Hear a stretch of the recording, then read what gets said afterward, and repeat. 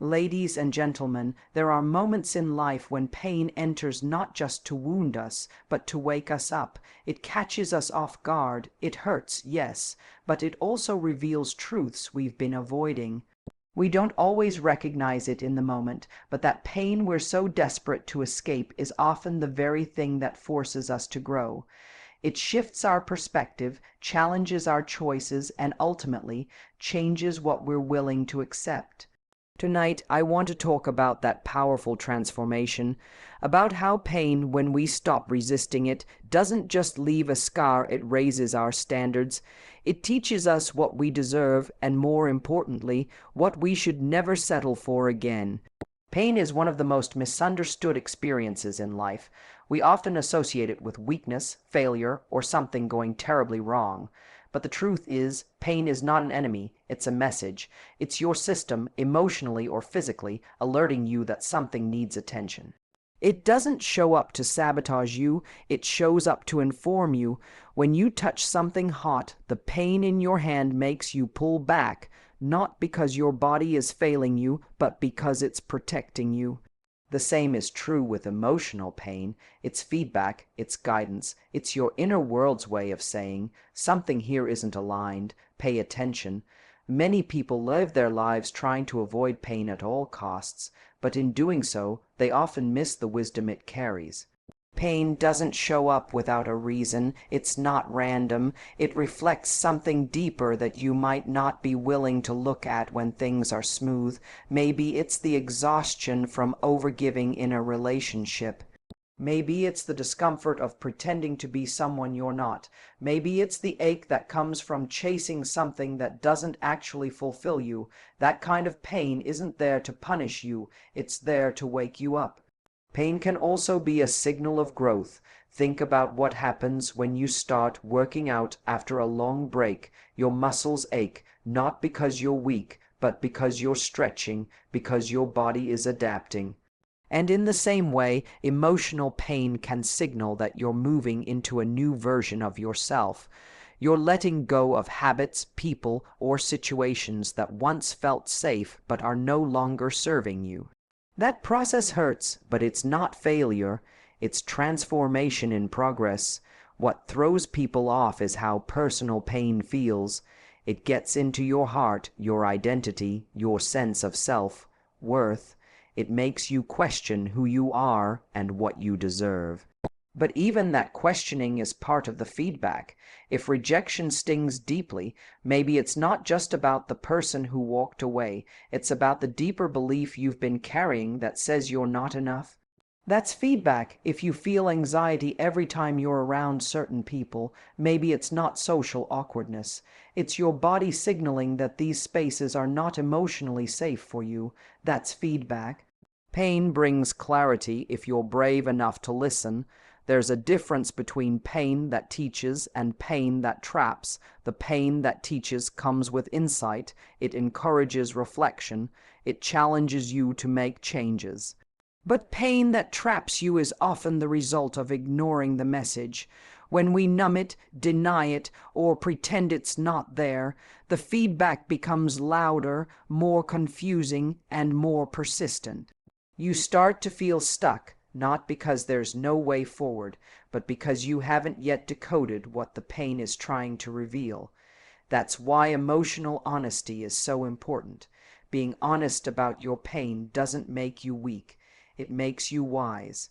When you allow yourself to feel what hurts, you create space for understanding.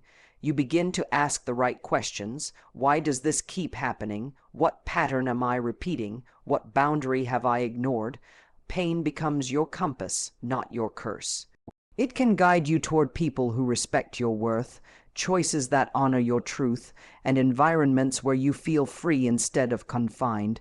We are often told to get over it or be strong, as if strength is defined by silence or suppression. But real strength is the ability to pause, feel, and respond with clarity, to treat pain not as a dead end, but as useful data. It's showing you the distance between where you are and where you want to be.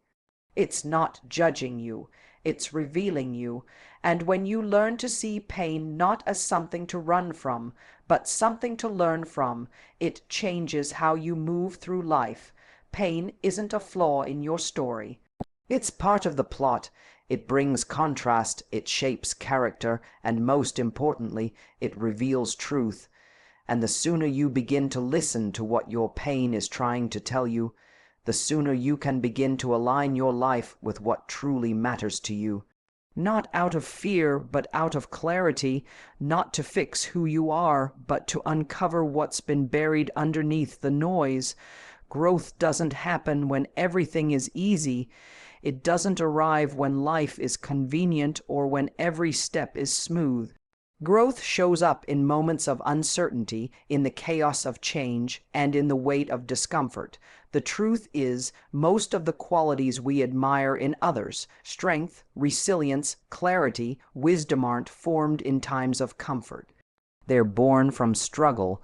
They're shaped in the spaces where we're stretched, challenged, and pushed beyond what we thought we could handle. Discomfort is the pressure that shapes potential into power.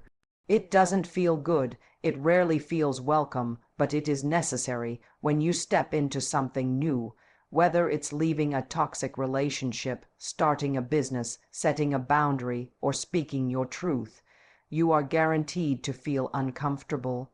That's not a sign you're on the wrong path, it's a sign you're on a real one, because comfort doesn't demand courage, but growth does. Think about the times in your life when you were evolving. They weren't peaceful. They were messy. Maybe you were confused. Maybe you cried yourself to sleep. Maybe people didn't understand what you were doing. But looking back, those were the turning points. That was when you began becoming the person you're meant to be. And it only happened because something was uncomfortable enough to wake you up. You were forced to confront the truth, to let go, to begin again. That's the role discomfort plays. It disrupts the patterns we've become numb to. The routines, the people, the habits that no longer serve us. It makes staying the same more painful than taking the risk to change. Discomfort is the invitation to level up, to stop shrinking, to stop hiding, to stop pretending you're okay with less than what you truly desire. And when you embrace that discomfort instead of running from it, you start to notice something powerful. You're capable of more than you thought. There's a moment in every growth process where it feels like everything is falling apart. But in reality, it's just rearranging. You're being realigned. The person you used to be doesn't fit where you're going, so it's uncomfortable. That's why discomfort isn't a punishment. It's a passage. It's the emotional and mental stretching that happens before a breakthrough. It doesn't mean you're failing. It means you're stepping beyond your old limits. And sometimes growth feels lonely, because when you start changing, not everyone comes with you. The people who are comfortable with your silence may not like your voice. The ones who liked you small may resist your expansion. That's okay. Discomfort will teach you who's truly aligned with your journey and who was only comfortable with the version of you that stayed the same. Let them go. Growth costs comfort, but it rewards you with truth. With clarity, with freedom. The discomfort of growth also reveals your resilience. It shows you that you can sit in uncertainty and still move forward, that you can face fear and not let it control you, that you can feel the ache of letting go and still trust there's more ahead. Discomfort sharpens your focus. It humbles you. It helps you strip away the noise so you can hear what your life has been trying to tell you. And the beauty of going through discomfort is that it doesn't just change what you tolerate, it changes what you attract. As you grow, your energy shifts, your standards rise, your vision clears. You stop chasing things that don't align with your values because you've tasted what it feels like to outgrow who you were. That pain of growth becomes your boundary, it becomes your wisdom. It becomes the reason you no longer settle for less than what your soul is asking for. Discomfort is the door to transformation, and though it may feel heavy while you're in it, it's leading you somewhere real, somewhere stronger, somewhere freer. It's reminding you that you are not here to remain unchanged. You are here to evolve, and evolution is never painless, but it is always worth it, because everything you're becoming is on the other side of what feels uncomfortable right now. Life will always bring moments that feel out of your control. People will disappoint you, relationships will shift, plans will fall apart, and emotions will rise unexpectedly. These moments often leave us feeling powerless, as if we're just reacting to what the world throws at us.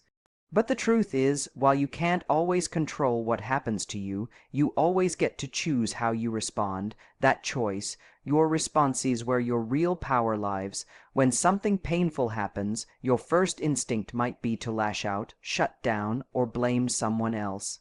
That's human, that's survival mode. But with awareness, you realize you don't have to stay in that automatic reaction. You can pause, you can reflect. You can ask yourself what version of you is about to respond, the one driven by fear, ego, or past wounds, or the one grounded in wisdom, self-respect, and purpose. There's a powerful shift that happens when you stop reacting and start responding. Reacting is impulsive. It's often driven by the emotions of the moment. It says, "They hurt me, so I'll hurt them," or "I'm scared, so I'll run." Responding, on the other hand, is intentional. It says, "I may be hurt, but I'm not going to let that hurt define me. I may be afraid, but I'll still move forward." Responding allows you to stay connected to who you want to be, even when everything around you feels unstable. This doesn't mean you deny your feelings. Choosing your response isn't about pretending to be okay. It's about honoring what you feel while still making decisions that align with your highest values. It's saying, "Yes, I'm angry, but I'm not going to become destructive." Or, "Yes, I'm heartbroken, but I'm not going to chase what doesn't value me." That's not weakness. That's strength in its most refined form. Every time you choose your response, you reclaim ownership over your life. You take the narrative out of someone else's hands and write your own. Just because someone treated you unfairly doesn't mean you have to carry bitterness. Just because something failed doesn't mean you label yourself a failure. You get to choose the meaning you give to your experiences, and in that meaning, you define your next step. Even in situations where your emotions feel overwhelming, when betrayal cuts deep or loneliness lingers, it's still possible to pause and ask, "What is the most loving choice I can make for myself in this moment?" Sometimes that means walking away. Sometimes it means setting a boundary. Sometimes it means staying silent when the old version of you would have started a war. That pause, that space between the trigger and the action, is where growth lives. The people who seem unshakable aren't without emotion. They've just learned how to sit with discomfort long enough to choose a response instead of unleashing a reaction. That's emotional maturity. That's personal power.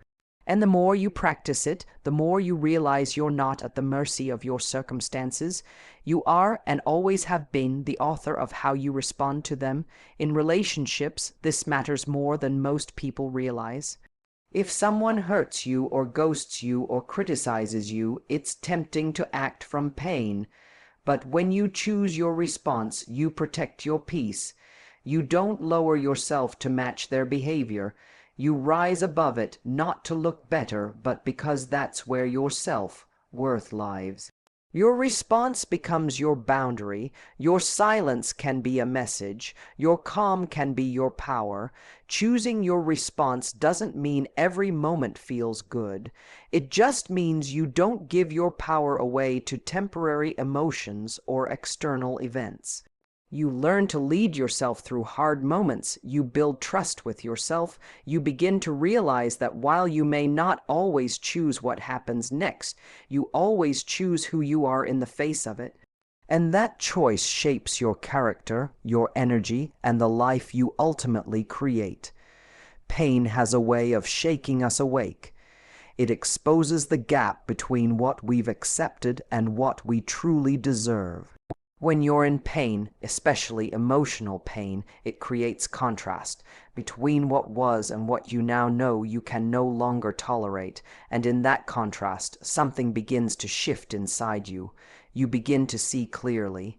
You begin to understand that something about your choices, your boundaries, or your expectations has to evolve. Pain doesn't just hurt, it teaches, and one of its most powerful lessons is that it pushes you to raise your standards. Sometimes you don't know how low your standards have become until something breaks, until someone treats you in a way that finally makes you say no more, until you feel the weight of a relationship, job, or situation that no longer reflects your worth. That sting you feel, that disappointment, that heartbreak, that sense of being let down, it's not just sadness, it's insight, it's your inner world saying, this isn't it, this isn't enough, you've outgrown this. It's often in the aftermath of pain that we become more honest with ourselves. We start asking different questions, not how do I keep this, but why was I okay with this in the first place? Pain reveals the parts of you that were settling, the versions of you that tolerated the bare minimum. The patterns you were repeating without even realizing. It holds up a mirror and says, look closer, you deserve better than this. And the beautiful thing is, you start to believe it. Pain makes you raise your standards not out of ego, but out of experience. It's not about thinking you're better than anyone else. It's about understanding that you're no longer available for what drains your energy, disrespects your value, or keeps you small. You've felt the cost of staying silent. You've felt the ache of not being chosen. You've carried the weight of one-sided effort, and because of that, you learn to be more discerning, not just with people, but with yourself. You learn to say no to what you used to chase. You learn to pause before giving away your time, your energy, your heart. When pain forces you to confront what you don't want, it also clarifies what you do want. You start to crave depth, alignment, honesty, effort. You don't just want connection. You want connection that feels safe, consistent, and real. You don't just want attention. You want intention, and you're no longer impressed by temporary highs or shallow praise. You want substance, and you're willing to wait for it. Sometimes the standard you raise is internal. You stop allowing your own fears to dictate your choices. You stop abandoning yourself to make others comfortable. You begin to hold yourself accountable to the life you truly want to live, not just the one that feels easy or familiar. The pain of your past becomes your reference point. Every time you're tempted to go back to an old pattern, that pain reminds you why you left, why you let go, why you're rebuilding something better. And maybe the most profound part of this journey is how pain changes the way you love, not just others, but yourself. You start to listen to your needs. You become more protective of your peace. You set boundaries not to push people away, but to protect your energy and preserve your emotional well-being. You don't apologize for taking up space. You don't explain your standards. You simply live by them, and that energy naturally repels what's not aligned and attracts what is.